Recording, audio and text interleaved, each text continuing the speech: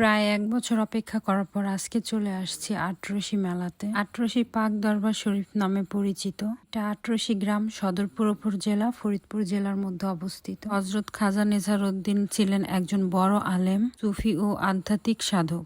তিনি ইসলামের দাওয়াত, নৈতিক শিক্ষা ও আল্লাহর পথে মানুষকে আহ্বান করতেন। আর শিক্ষা ছিল নামাজ কায়েম, আল্লাহর জিকির, মানুষকে ভালোবাসা, অন্যায় থেকে দূরে থাকা। তিনি তার জীবন দশায় বহু মানুষকে ইসলামের পথে ফিরিয়ে আনেন বলে বিশ্বাস করা হয়। তার মৃত্যুর পর তাকে আটরশি গ্রামেই দাফন করা হয়। পরে ভক্ত ও অনুসারীরা তাকে কবরের কেন্দ্র করে দরবার শরীফ গড়ে তোলেন। ধীরে ধীরে এটি একটি বড় ধর্মীয় কেন্দ্র হিসেবে পরিচিত হয়। প্রতি বছর তার ভক্তরা ওরস দিবস হিসেবে পালন করে। এই সময়ে কোরআন তেলাওয়াত, দোয়া, মিলাদ, জিকির, জাকার, ওয়াজ মাহফিল হয়ে থাকে। মানুষ বিভিন্ন নিয়ত ও বিশ্বাস নিয়ে এখানে আসে দোয়া করার জন্য। অনেকে বিশ্বাস করে আল্লাহর কাছে দোয়া কবুল হয়, অসুস্থতা, বিপদ, পারিবারিক সমস্যা থেকে মুক্তির আশায় আসে। ইসলামের দৃষ্টিতে দোয়া আল্লাহর কাছেই করা হয়, মাজারকে মাধ্যম হিসেবে ধরা হয়। মানসিক শান্তির জন্য জিকির ও ধর্মীয় পরিবেশে মানুষ মানসিক শান্তি প্রশান্তি পায়। শহরের কোলাহল থেকে দূরে শান্ত পরিবেশে কাটাতে আসে এখানে সময়। কেউ সন্তান কামনায়, কেউ রিজিক বা চাকরির আশায়, কেউ পরীক্ষায় সফলতার আশায়। এগুলো মানুষের বিশ্বাস ও সাংস্কৃতিক একটা অংশ। ওরস শরীফের সময় বড় মেলা বসে, খাবার, খেলনা, দোকান, দূর দূরান্ত থেকে মানুষ আসে। এটা ধর্মীয় প্লাস সামাজিক মিলন মেলা হয়ে থাকে। অনেক পরিবার বংশ পরম্পরা এখানে আসে, বাবা দাদার আমল ধরে রাখতে আসে। এটি বাংলাদেশের সবচেয়ে বড় দরবার শরীফগুলোর মধ্যে একটি।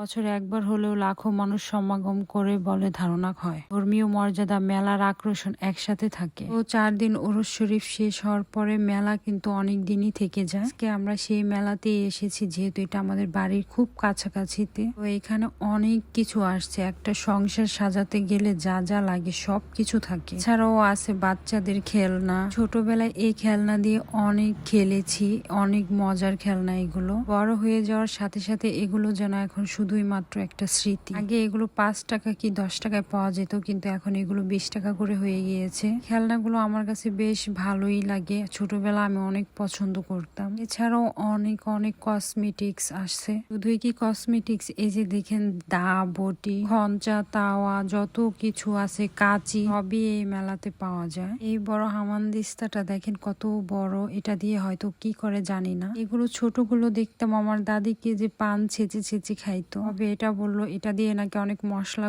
গুঁড়া করে অথবা চাউল গুঁড়া করে। তারপরে হচ্ছে এই যে নিমকি, ঝাল ঝাল নিমকি গুলো, মিষ্টি নিমকি, কদমা, এগুলো অনেক কিছুই আছে। ছোটবেলায়ও খেয়েছি। তারপরে এই মাটির জিনিসগুলো তো না হলে হতোই না ছোটবেলায়। তো বড় হয়ে যাওয়ার সাথে সাথে এগুলো খুবই মনে পড়ে ছোটবেলার স্মৃতিগুলো। কিন্তু কি আর করার, এখন তো আর এই বয়স নেই খেলার।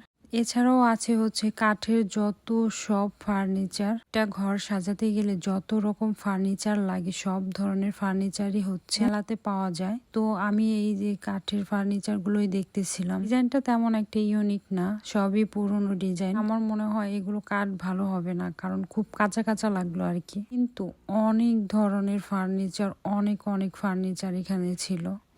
সব থেকে বেশি ইন্টারেস্টিং পার্ট হচ্ছে যেটা বাচ্চারা কি সুন্দর নিজের মনের মতো করে খেলছিল। ওদের কোনো টেনশন নাই, কোনো ভাবনা নাই, কিচ্ছু নাই। ওরা কতটা আনন্দ করতেছে। ছোটবেলাগুলো আসলেই অনেক সুন্দর। আমারও ইচ্ছে করে আমি এই রাইড গুলোতে উঠি, কিন্তু আমার কেমন যেন একটু ভয় ভয় লাগে। আর এইসব রাইডে ওঠা হয় না আমার, কিন্তু আমার খুব ইচ্ছে করে এই রাইড গুলোতে উঠতে। একদিন সাহস করে উঠেই যাব। ছোটবেলায় তো অনেক উঠেছি, কিন্তু বড়রাও ওঠে। আমার তো মনে করেন যে আমার সাথে কেউ ছিল না ওরকম, তাই আমার আর ওঠা হয়নি। তবে একদিন সাহস করে এই রাইডগুলোতে উঠেই যাব। বাচ্চারা এই রাইডগুলোতে উঠলে বেশি ভালো লাগে, ওরা আনন্দ করে এবং দেখতেও খুব ভালো লাগে। তো যাই হোক, মেলায় অনেক ঘোরাঘুরির পরে দেখলাম যে আমাদের স্কুলের সামনে এক মামা ঝালমুড়ি বিক্রি করতো, সে মামাও মেলাতে আসছে। তাই তার কাছ থেকে একটু ঝালমুড়ি খেলাম। আর ছোটবেলায় এই যে এইটা অনেক মজা লাগতো, এখনো অনেক মজা লাগে। এটা আমার দেখলেই খেতে ইচ্ছে করে। এই যে টেস্ট, এটা তো দেখে আর লোভ সামলাতে পারলাম না, একটা নিয়ে নিলাম খাওয়ার জন্য। অনেক বেশি মজা এটা। আর ছিল হচ্ছে গরম গরম জিলাপি, এটাকে বলে নাকি আমিত্তি। তো এটা বানাইতেছিল, দেখতেও খুব সুন্দর লাগছিল। ওনারা কতটা দক্ষ হইলে এত সুন্দর করে বানাইতে পারে, আমি এটাই ভাবি। আসলে রান্না বান্না, কোনো পিঠা বানানো, এগুলো হচ্ছে একটা শিল্প। এটা সবাই পারে না, আর পারলেও অনেক অনেকেরই ভালো হয় না, তো আমি একটা নিয়ে নিলাম। যেহেতু বেশি মিষ্টি খাই না, তো এক পিসই 20 টাকা দিয়ে নিয়েছি, কারণ মিষ্টি আমার একদমই ভাল লাগে না খেতে। তারপরও এই গরম গরম এই আমেতিটা দেখে আমার অনেক খেতে ইচ্ছে করলো, তাই তো এক পিস নিয়ে নিলাম। তারপরে এই তো দেখেন, মানুষ যত দিন বাড়ছিল ততই মানুষের ভিড় বাড়তেছিল। So tata, bye by.